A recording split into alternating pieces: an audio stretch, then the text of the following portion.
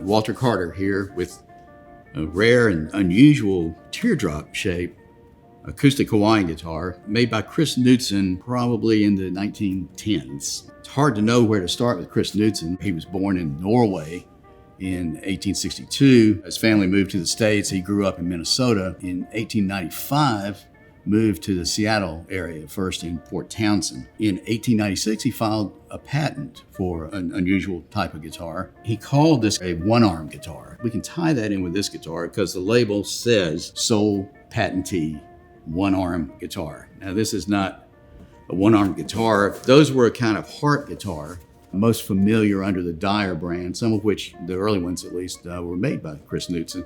Around 1900, the music of Hawaii started becoming popular on the mainland. We always date the Hawaiian craze to 1915 when the Panama Pacific Exposition opened in San Francisco, and the Hawaiian territory had a pavilion there, and the music suddenly became the rage. But there was widespread interest in the U.S. in Hawaiian music long before that. The Victor Talking Machine Company was in Hawaii looking for artists to record as early as 1905, and Columbia Records was there by 1910. So Hawaiian music was around. And living on the West Coast, Knutsen saw the trend coming.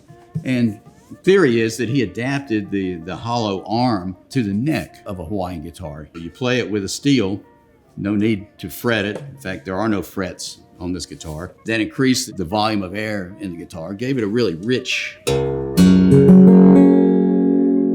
really nice, rich sound.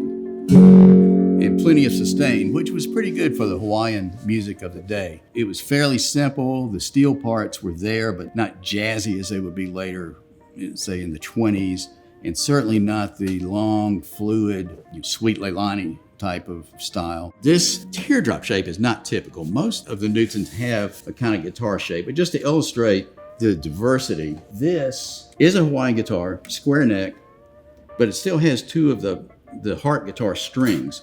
So, and plus some either sympathetic strings or maybe that's sort of an accent. Then this one has a spruce top, what looks like maybe walnut body. This appears to be all koa. This one is spruce top with what collectors today call red gum, which I believe is a Hawaiian eucalyptus. Is another example of the diversity of Knutsens. Note the 6-on-a-side headstock. This guitar was made about the time Leo Fender was born. The headstock idea was around for a long time.